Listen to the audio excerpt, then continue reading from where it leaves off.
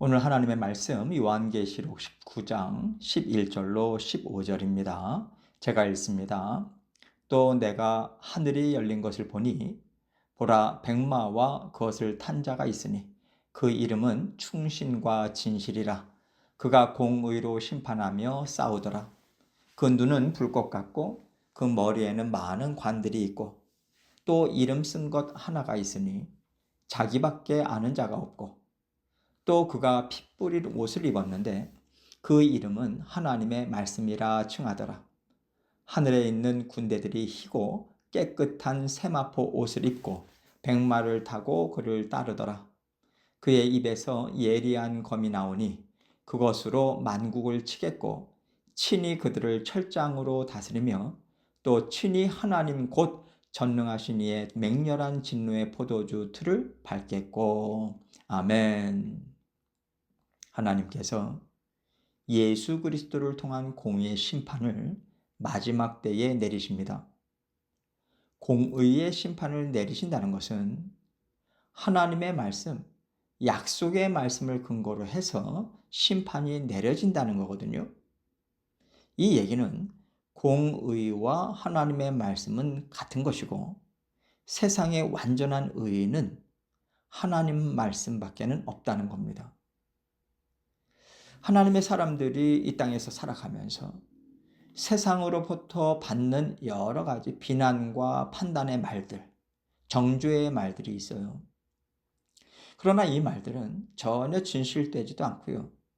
우리를 판단할 만한 가치도 없습니다. 그래서 믿음의 싸움을 싸우는 하나님의 자녀들은 세상이 판단하는 것에 기죽거나 눌릴 필요가 전혀 없어요. 세상은 그렇게 나를 판단할지라도 하나님은 나를 어떻게 보시는가? 하나님도 나를 그렇게 판단하실까? 이렇게 하나님의 말씀, 공의를 통해서 우리가 세상의 말을 다시 한번 점검해 볼 필요가 있습니다. 그래야 우리가 세상의 말에 휩쓸리지 않고 휘둘리지 않고 하나님의 말씀만 붙잡고 전진할 수 있거든요. 하나님께서는 어린 양의 혼인잔치에 청함을 받은 자들처럼 복된 인생은 없다. 이 말씀을 주시고 나서 이제 이어서 오늘 본문에서 혼인잔치에 우리를 청하시는 예수 그리스도는 어떠한 능력과 권세를 가지신 분이신가, 이것에 대해서 다시 한번 가르쳐 주고 계십니다. 십자가에서 죽으시고 부활하시고 하나님 나라를 굳건하게 세우셔서 우리를 굳건한 나라에 합류시키시는 예수 그리스도시라는 것을 알고 이것보다 더 가치 있고 큰 소망은 없다는 것을 붙잡을 것을 우리에게 권면해 주고 계시는 말씀이에요. 이것을 생각하면서 오늘 말씀을 살펴보겠습니다. 11절입니다. 또 내가 하늘이 열린 것을 보니 보라 백마와 그것을 탄 자가 있으니 그 이름은 충신과 진실이라. 그가 공의로 심판하며 싸우더라. 사도 요한에게 또 하나의 환상을 보여주시는데 백마와 그것을 탄 자가 보이는 거예요. 백마는 전쟁에서 승리한 왕이 타잖아요. 사탄과 악한 세력들을 깨부수고 승리하신 예수 그리스도를 보여주고 있는 거죠. 그 예수 그리스도에 대해서 오늘 본문은요, 참 다양하게 증거하고 있는데 그 첫 번째로 그 이름은 충신과 진실이라. 그가 공의로 심판하며 싸우더라. 이렇게 설명해 주고 있어요. 예수 그리스도는 충성되고 하나님의 진리의 말씀을 진심으로 믿고 그 말씀대로 이루셨다는 것이고요. 예수 그리스도께서 이루신 것은 바로 이 하나님께서 이루기를 원하시는 구원 역사를 완성하신 것이죠.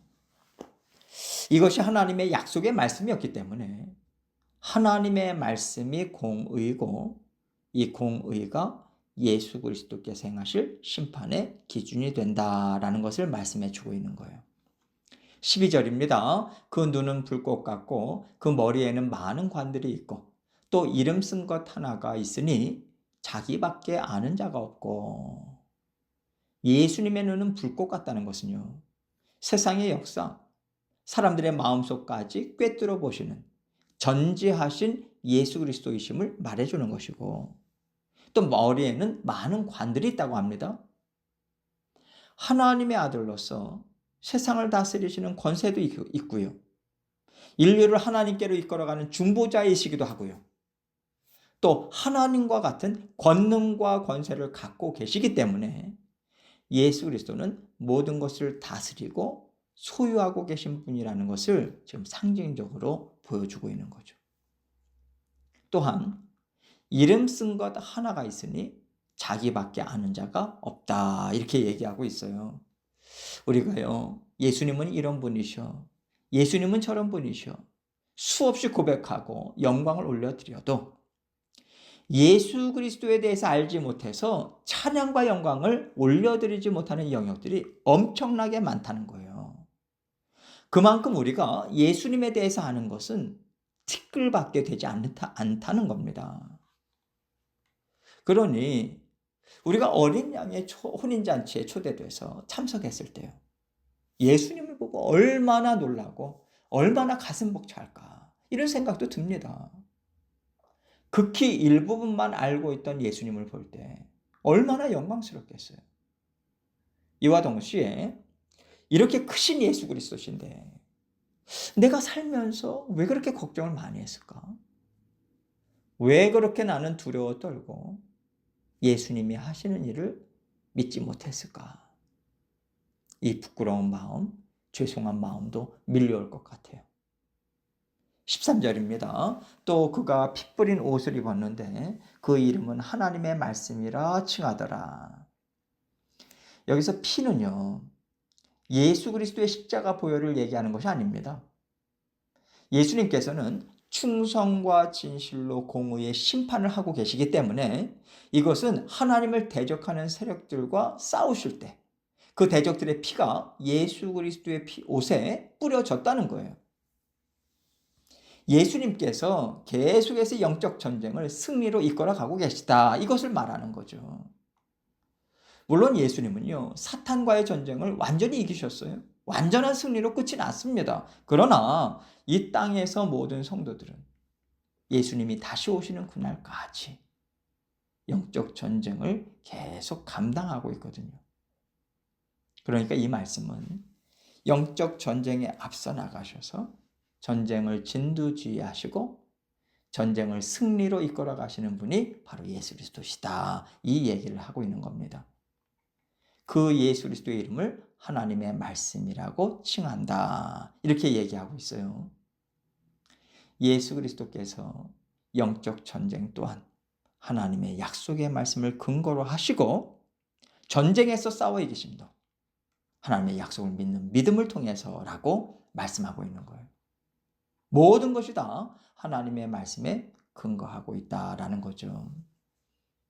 그리고 믿음의 자녀들은 예수님께서 이겨놓은 싸움에 믿음으로 합류하고 있다고 14절은 이렇게 얘기해주고 있습니다.